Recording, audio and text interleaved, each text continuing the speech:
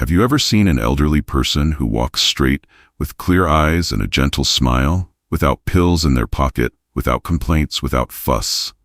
And although they're over 80, there's something about them. Not just health, but some inner silence, strength, presence. And then a simple question arises. Why do some people after 70 still build, plant, and care, while others retreat inward because they don't want anything anymore? What really determines how we will live out our old age? In this video, I'll share what wise elders said, those who have seen life in its full circle. They didn't read textbooks, they observed. And they knew for sure, health in old age isn't just about the body. It's about 5 simple things that either support life or slowly turn it off.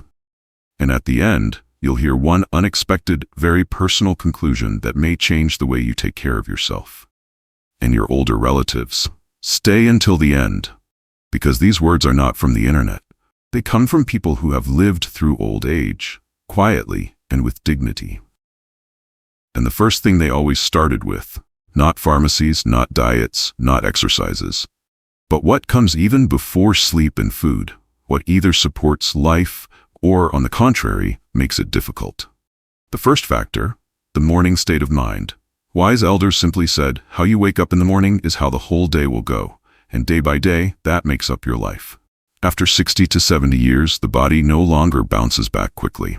But the most important thing isn't the movement, it's the thought with which a person opens their eyes. Some people wake up and immediately remember fatigue, illness, worries, and the day hasn't even begun, but their body is already hunched, already depleted.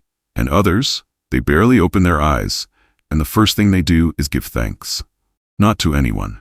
Just another day. That means I need to live.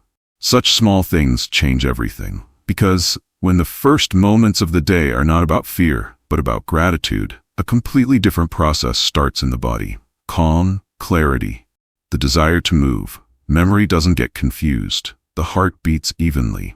The brain doesn't see that you're 70. It sees how you started your day and reacts to that. This isn't meditation. This isn't religion. It's simply an internal choice, how to look at your life in the morning. Even a sick person, even one who is lonely, can choose silence in the morning. They can choose not to turn on the news right after waking up, not complain, and simply say, I'm here. I'm still alive. That means I must have something to do. And this is where true health begins. Not from the medicine cabinet, but from the perspective on the world. And now, the second factor which, according to the elders, changes not only the body but the very course of aging. Every day, without medications, without persuasion, but with a deep impact which you feel not immediately, but through the silence in your soul and strength in your heart. The second factor, the warmth of communication, or its absence. Wise people said, it's not loneliness that kills. It's indifference, especially indifference to oneself. After 60, many find themselves alone. Children have moved away, friends dissolved into the years, some have left, some have distanced themselves. And then comes the main challenge, life in the silence that either heals or destroys. What did the elders notice? People who have even a little contact with the living, a conversation, a letter, a call, even a few words at the market, live longer, think clearer, and get sick less. Even an animal in the house, even a plant that you care for, already forms a loop of reciprocity from which the body responds with warmth. But here's what constant absence of connection does to the body. Memory weakens, sleep becomes fragmented, the heart loses its rhythm, the gaze dulls, and even appetite disappears. Because a person needs more than just food. They need to feel needed. This doesn't mean surrounding yourself with dozens of people. It's enough to have at least one soul you can reach out to. Or one place where you are awaited. Even a simple ritual like smiling at yourself in the mirror every morning. And the most important thing, don't wait for someone to come. Be the one who initiates the connection with yourself, with the world, with life. Because the person who speaks lives, and the one who remains silent withers. The third factor, the wise elders often spoke about it not with words, but with their gaze, with their calmness, the way they walked, the way they sat, the way they were silent. Because this factor isn't about what's visible, it's about what lives inside.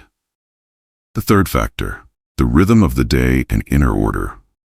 The elders didn't have apps on their phones. They didn't have schedules on the fridge, reminders, or calendars, but there was always rhythm in their lives. And it was this rhythm that healed more than pills. They woke up at the same time every day, regardless of their mood. They ate simply, but on time. They worked or moved every day, even when their body asked for rest. And they went to bed not after watching TV, but after silence. And not because they had to, but because the body is like the earth. If its rhythm isn't respected, it no longer bears fruit. The wise elders knew, chaos in the day is chaos in the body. When breakfast is at 8 today and 11 tomorrow, when one day you sleep 9 hours and the next only 4, the body loses its orientation. It doesn't know when to recover, when to work, and when to rest. And this leads to loss of appetite or overeating, sleep disturbances, irritability, blood pressure problems, and eventually, general exhaustion. That's why the third thing the elders reminded us of, even in loneliness, even in illness, even without work, keep the rhythm. Let your day have structure.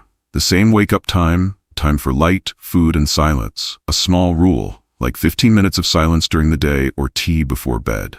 This isn't about control. It's about recovery without medication. Because a body that knows what to expect isn't afraid, and a body without order lives in constant anxiety. And now, the fourth factor, about which the wise elders spoke with special respect. Because it's not about the body and not the mind. It's about the mood, which either lifts a person or pulls them down, unnoticed. The fourth factor, the ability to not carry heavy burdens inside. The elders lived through difficult times. They saw war, hunger, betrayals, losses, and loneliness. But if you asked them, how did you survive all this? They would often answer simply, we didn't carry what wasn't ours. In modern terms, we'd call this letting go of grievances, forgiving, not obsessing. But for them, it was a matter of survival. Because holding on to resentment, disappointment, anger, an unfulfilled dream, a heavy word left unspoken, was like carrying a heavy bag with every step. And after 60 years, the body no longer has spare strength. Every emotion we don't release, the body holds for us, in the form of back pain, blood pressure problems, sleep disturbances, anxiety, or even illnesses that doctors can't explain. The wise elders said, when you wake up in the morning, see what you're still carrying from yesterday. If it's not yours, let it go. This doesn't mean forgetting. It means living on without letting the past control your heart. How to do this? Write what hurts on paper and burn it. Talk to those you've had a quarrel with, even if just in your mind. And every night, before bed, tell yourself, I did everything I could. Tomorrow will be a new day. Because a heart that doesn't carry stones beats evenly and lives longer. I conclude this story with something that came as a surprise to many. Because the fifth factor, according to the wise elders, cannot be seen in tests, cannot be bought, and cannot be measured. Yet it is this factor that makes old age alive, not just long-lasting. The fifth factor, having a reason to live. After 60, life slows down. Work is no longer daily. Children have their own concerns. The pace changes, and sometimes it seems like there is nothing to look forward to. But it is here that the real question arises. What am I still living for? What should still grow in me, even as my body ages? The elders never called it a goal. They said it more simply. If you wake up in the morning, it means someone or something is still waiting for you.